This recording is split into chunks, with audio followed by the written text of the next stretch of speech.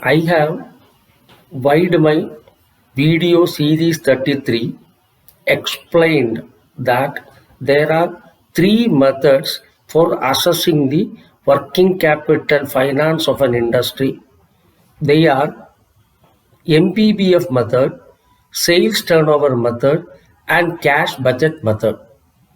Today in this video series 34, let us discuss the MPBF method. The MPBF method was introduced in the banking system way back in 1974.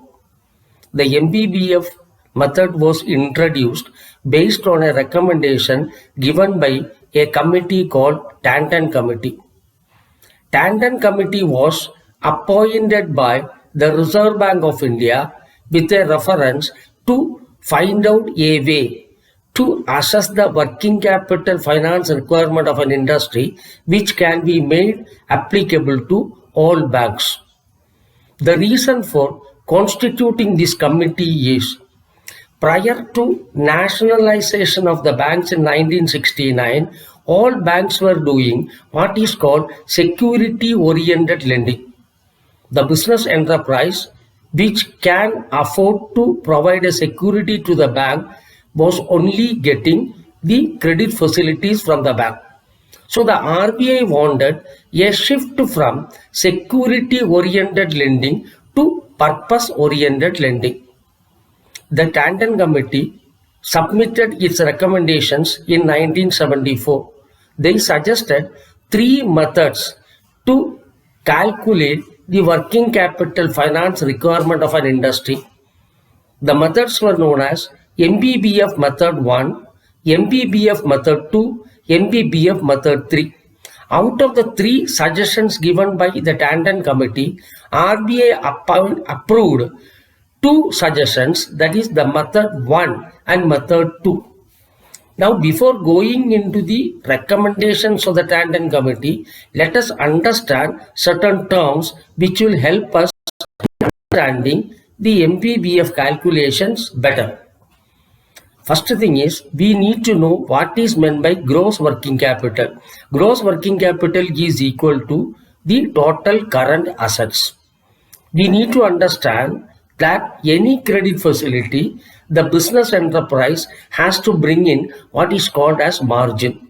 Margin is the amount contributed by the business enterprise in a credit facility. Now let us understand what is margin for working capital.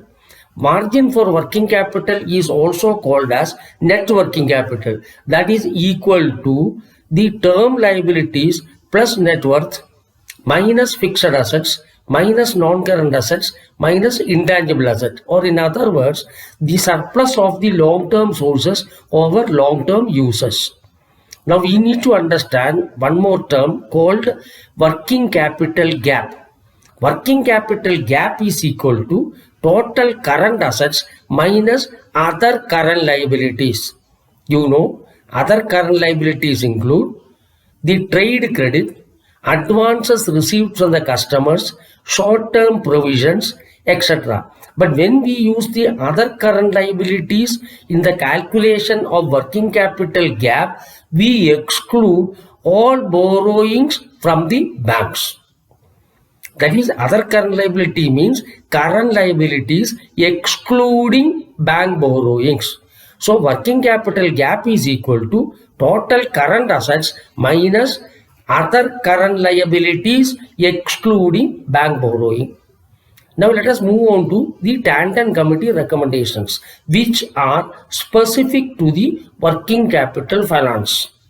The first one is, Tanton Committee suggested that the gross working capital requirement of an industry is equal to the total current assets the business has to carry at any point of time. That is, GWC is equal to TCA. The second recommendation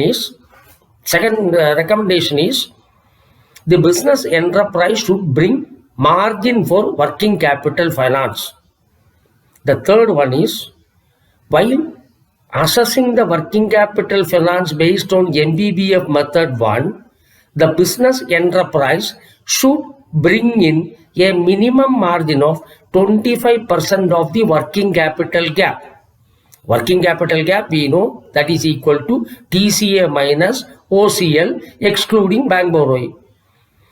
Recommendation number 4 is, in case the bank is assessing the working capital finance based on MBBF method 2, the business enterprise should bring in minimum margin which is equivalent to 25% of the total current assets. Now, having understood these recommendations, let us explain this with the help of a numerical. Let us first go to MBBF method 1. Assume that the total current asset is 200 and the other current liabilities is 20. So the working capital gap will be 200 minus 20, which is equal to 180. We are following method 1. So naturally, the minimum margin to be brought in is 25% of the working capital gap, which is equal to 25% of the 180, which works out to 45. So the working capital gap is 180.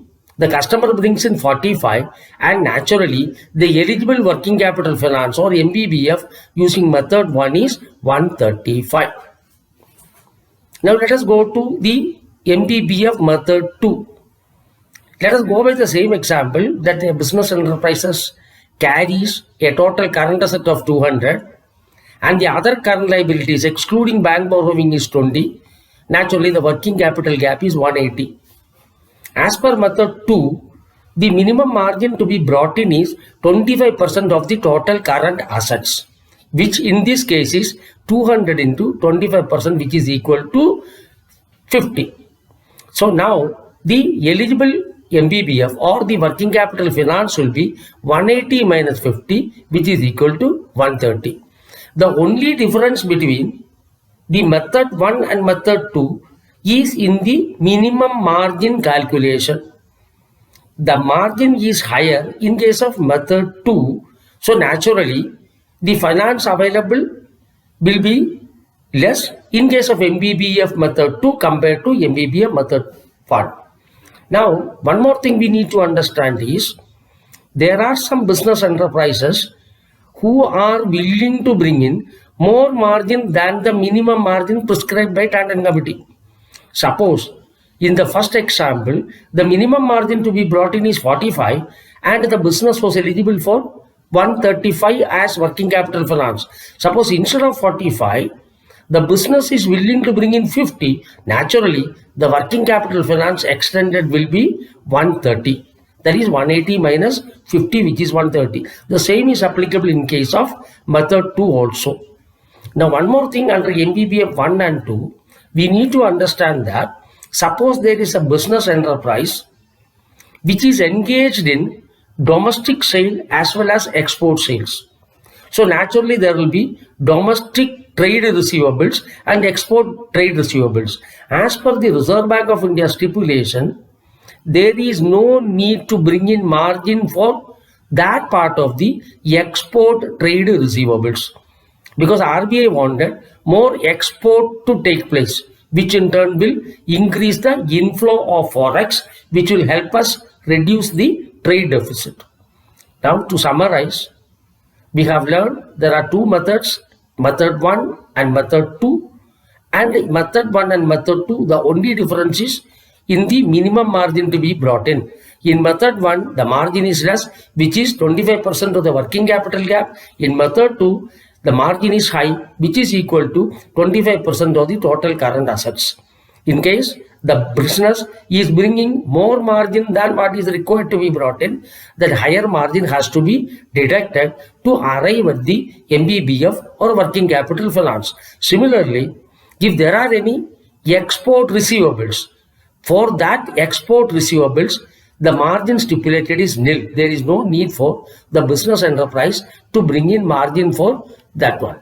So, having understood the MBBF methods, in the next video series 35, we will discuss the sales turnover method.